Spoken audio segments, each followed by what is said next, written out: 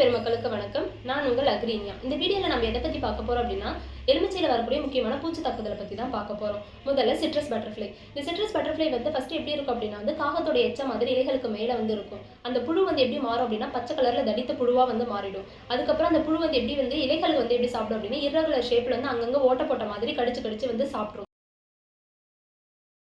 இதனால என்ன ஆகும் அப்படின்னா நமக்கு விளைச்சல் இருக்காது. இலைகளும் காஞ்சி போன மாதிரி வதங்கி போயிடும். ரெண்டாவது ஃப்ரூட் சக்கிங் மாத், அதாவது பழச்சாறு உறிஞ்சும் அந்துப்பூச்சி. இது என்ன பண்ணும் அப்படின்னா பழங்களில் ஸ்டா போட்டு உரியிற மாதிரி அதோட சாறுகளை என்ன பண்ணும் அப்படின்னா உறிஞ்சி நல்லா சாப்பிடுது. இதனால என்ன ஆகும் அப்படின்னா பழம் அழுகி போன மாதிரி ஆகிடும். அதுக்கடுத்து பழகி என்ன பண்ணும் அப்படின்னா பழங்கள்ல அங்கங்கே ஓட்ட போட்டு முட்டையிட்டுரும். அந்த முட்டைகள் எல்லாம் என்ன ஆகும் அப்படின்னா புழுவா பெருக்கம் அடைஞ்சி அந்த புழு என்ன ஆகும் அப்படின்னா ஒரு மாதிரி பழத்துல அழுகுன மாதிரி காட்சி அளிக்கும். அதுல அழுகி போன மாதிரி ஸ்மெல்லு அதிகமாக வரும். இதனால மார்க்கெட்டுக்கே ரேட் போகாது. விளைச்சலும் நம்மளுக்கு கம்மியாக தான் கொடுக்கும். அதுக்கடுத்து என்னென்ன அப்படின்னு பார்த்தா சாருறிஞ்ச பூச்சிகளான வெள்ளையி, அஸ்வினி பூச்சி, பேன், செம்பேன், இலைப்பேன், லீஃப் மைனர்னு சொல்லக்கூடிய ரயில் பூச்சி அல்லது பாம்பு பூச்சி, அதுக்கடுத்து சிட்ரஸ் சில்லிட்ஸ் அப்படின்னு சொல்லக்கூடிய சாருறிஞ்ச பூச்சிகள். இது எல்லாமே என்ன பண்ணும் அப்படின்னா இலைகளுக்கு அடியில் இருந்து அதில் இருக்கக்கூடிய பச்சையத்தை சார் உரியிற மாதிரி சார் உறிஞ்சு சாப்பிட்ரும்.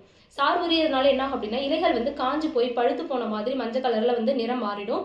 அதுக்கப்புறம் என்ன ஆகும் அப்படின்னா அதோட சிவியரா என்ன ஆகும் அப்படின்னா இலைகள் காஞ்சி போய் ரொம்ப அப்படியே கொட்டி போன மாதிரி ஆயிடும். அப்படியே அங்கங்க பார்க்கும்போது மொட்டை மொட்டையா இருக்க மாதிரி இருக்கும். அதுக்கடுத்து இது இல்லாத என்னென்ன இருக்கு அப்படின்னா மாவு பூச்சி, செதில் பூச்சி. இதுவும் அதே மாதிரி தான். இலைகள்ல மட்டும் இல்லாத காய்கள்லையும் இந்த மாவு பூச்சும் செதில் பூச்சியும் அங்கங்க செதிலா ஒட்டி போயிட்டு இருக்கும்.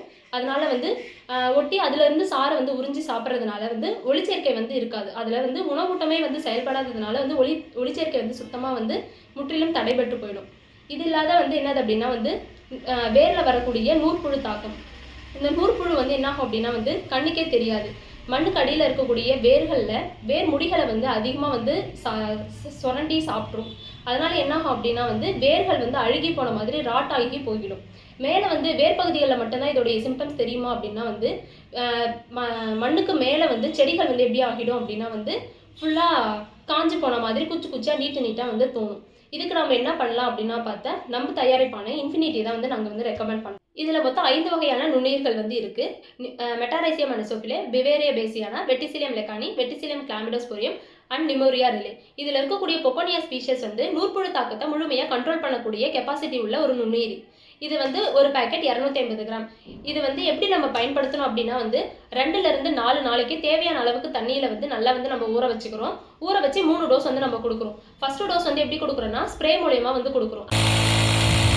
அதுக்கடுத்து 15 நாள் இடைவெளி விட்டு என்ன கொடுக்குறோம்னா செகண்ட் டோஸ் வேர் சிகிச்சை மூலயமா நம்ம கொடுக்குறோம். அதுக்கடுத்து ஒரு 30 நாள் இடைவெளியில் என்ன பண்ணுறோம் அப்படின்னா திரும்பியும் 3வது டோஸ் வேர் சிகிச்சை மூலயமா கொடுக்குறோம். இந்த வேர் சிகிச்சை மூலயமா எப்படி நம்ம கொடுக்கலாம் அப்படின்னா ஒன்று ட்ரிப்பு போட்டிருந்தீங்க அப்படின்னா சொட்டு நீர் முறையில் டைரெக்டாகவே நம்ம கொடுத்துக்கலாம். அப்படி இல்லை அப்படின்னா தேவையான அளவுக்கு தண்ணியில் கரைச்சி நம்ம ஒவ்வொரு மரத்துக்கு 1 லிட்டர் அப்படிங்கிற கணக்கில் நம்ம ஊற்றி விட்டலாம். எனவே விவசாயிகளாகிய அனைவரும் இதை வாங்கி பயனடையுமாறு அன்புடன் கேட்டுக்கொள்கிறேன். நன்றி, வணக்கம். மேலும் விவரங்களுக்கு 6383417036